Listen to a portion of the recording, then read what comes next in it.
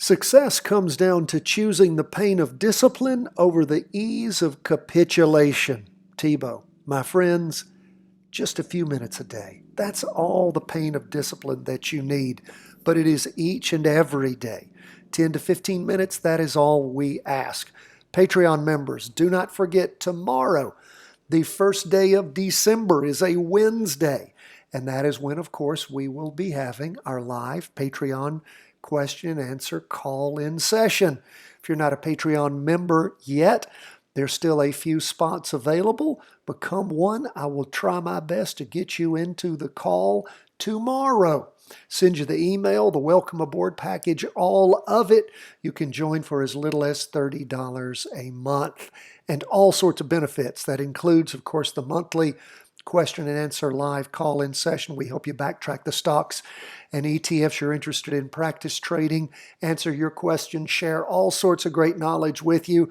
And of course, you also every Thursday get 20 weekly vertical crossovers on the S&P 500 for you to explore, learn from, and practice trade. A few of them every week, not 20, maybe 2, 3. You want to find the best ones and then learn by doing. On-the-job training, the best way. Now, let's talk about the markets. They are roiling, friends. Stocks hammering down again. More COVID fears, consequently, bonds up. Gold down. Bitcoin up. Let's look at these charts. We've talked to you over the last few days about this overhang of downward pressure that we saw building. Well, check out what's happening now. On Tuesday at the close of the market, red down candle, little wick on top, big wick on the bottom, price percent oscillator. Now, this is only Tuesday. If the market bounds up Wednesday, Thursday, Friday, you could see this pull back through. But right now, 2 days into a 5-day candle, and remember, you don't call a candle till it finishes drawing. That happens at the end of the market week. Around, again, we like to get in on weekly vertical crossovers around 345, 350 on the Friday where that candle's closing. So we'll see as we transition through the week where things go. Derivative oscillator losing momentum. Like we said, that price percent oscillator heading down, red down candle. Let's go to the 2-day.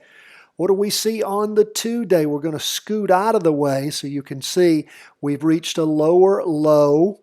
And again, as we watch these things move, we can, of course, see that this candle has finished drawing this 2-day. It is heading down. Price percent oscillator is, of course, moving down. And again, we just see downward pressure pushing along. We look at the half day, and of course, down in the morning, a little bit further down in the afternoon, price percent oscillator spiking over. Derivative oscillator that had been losing downward momentum started gaining it back as things dropped because, of course, on Monday, we saw things bouncing back after that strong push down on Friday. So that is where we are on the S&P, down 1.95%. What about the NASDAQ 100, down 1.47%? Red spinning top, we can see where the week started with a push through that weekly trend line. Price percent oscillator heading down, but not crossing over yet. Derivative oscillator green losing upward momentum. 2-day, what do we see there for the Monday, Tuesday? We, of course, see a 2-day crossover going down. It's a green spinning top, wick on the top and bottom, but we are going to rotate things over. And again, that downward pressure also being seen, not to the extent as we're seeing on the S&P, but are seeing it on the NASDAQ 100. Derivative oscillator went red on the last candle. Now again, it's a green spinning top. It's not a red top. It is a solid green. That, of course, means indecision. A very small spinning top, very close to being a doji. We look at the half day. Of course, we see that pop up on Monday after the drop on Friday. And then we see things, some indecision in the morning, lots of movement in the morning, and then popping down in the afternoon. Price percent oscillator, derivative oscillator, still losing some downward momentum. Price percent oscillator heading down. So that is where we are on the NASDAQ 100 and the S&P 500. More downward pressure on the S&P, vice the NASDAQ 100, but very interesting. Now, bonds moving in the opposite direction, as I think bonds are supposed to. Bonds tend to be a place where what? The money goes when the market is crashing. And again, not saying this is any drop forever. I mean, who knows when the final brick's going to be pulled out of the wall, but this is just a start potentially of something like that, if indeed that's what's occurring. We're just going to let the charts lead us. We're going to pay attention to those things and watch what's happening there. What do we see going on? Well, we see the, as far as bonds go, up 1.52%. Price percent oscillators pulling away from the red signal line. Derivative oscillator is heading up. And again, nice green candle that is drawing. And of course, check out the weekly. That is just the little weekly vertical crossover that could. The week following that last vertical crossover, real iffy, solid red spinning top. Then, of course, a green spinning top. And then things taking off, booming up on a nice big green up candle. Price percent oscillator heading up. Derivative oscillator heading up. What do we see on the 2-day? We see a spike there. Hockey stick heading up. And the derivative oscillator gaining upward momentum. Again, it is it's just that little crossover that could. I mean, look, we've let's see, what was the previous high? 151.77, 152.08. Well, that's nice to see. It's finally trying to recover.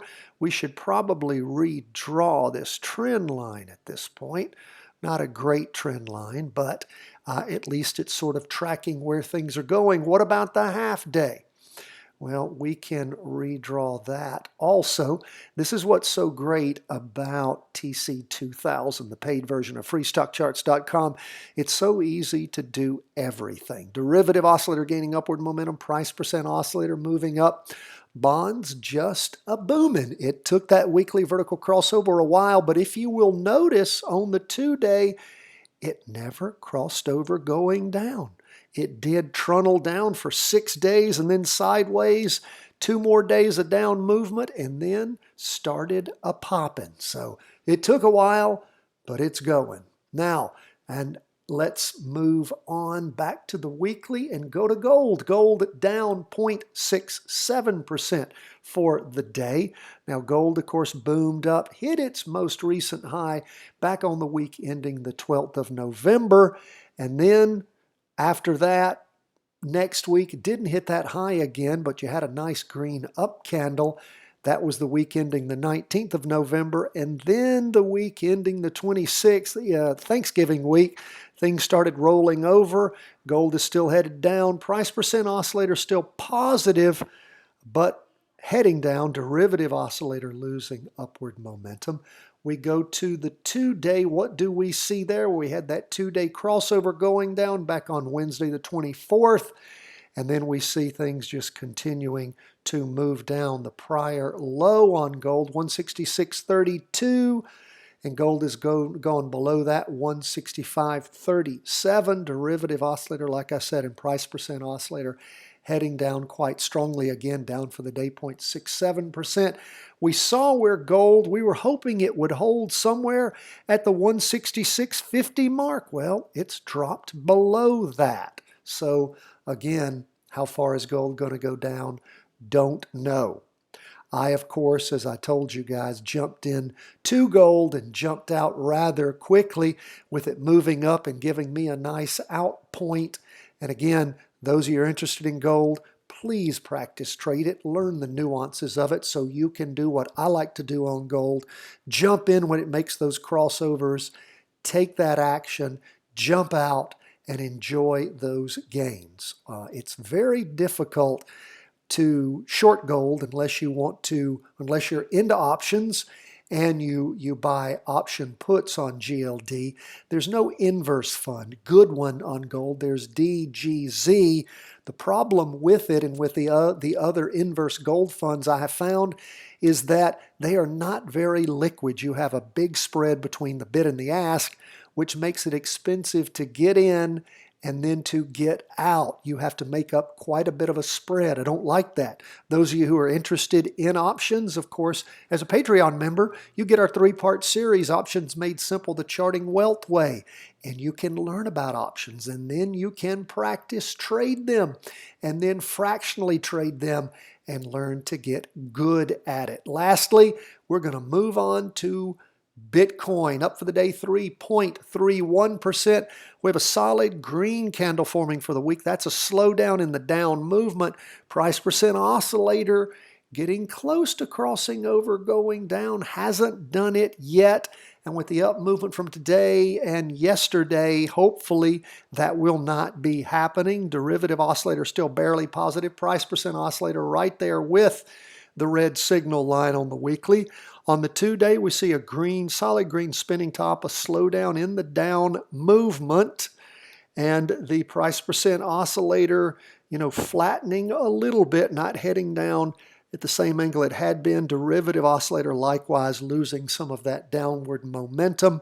What do we see on the half-day chart? We see where Bitcoin pounded down to its low on Friday, and since then has been trying to gain some energy, and in fact has pushed through on Tuesday, pushed through the 2-day trend line. So that's good to see. We had a crossover. We'll go ahead and note that by drawing our trend line heading up on the half day. That's where we are, folks. If you want to learn how to do these things, you need to be with us every day. Practice trading every chance you get, learning the nuances. And also, if you subscribe for free at chartingwealth.com, you'll get the special trainings that we put out every day for you. Today's training, beware of confirmation bias. I look forward to talking to all our Patreon friends tomorrow.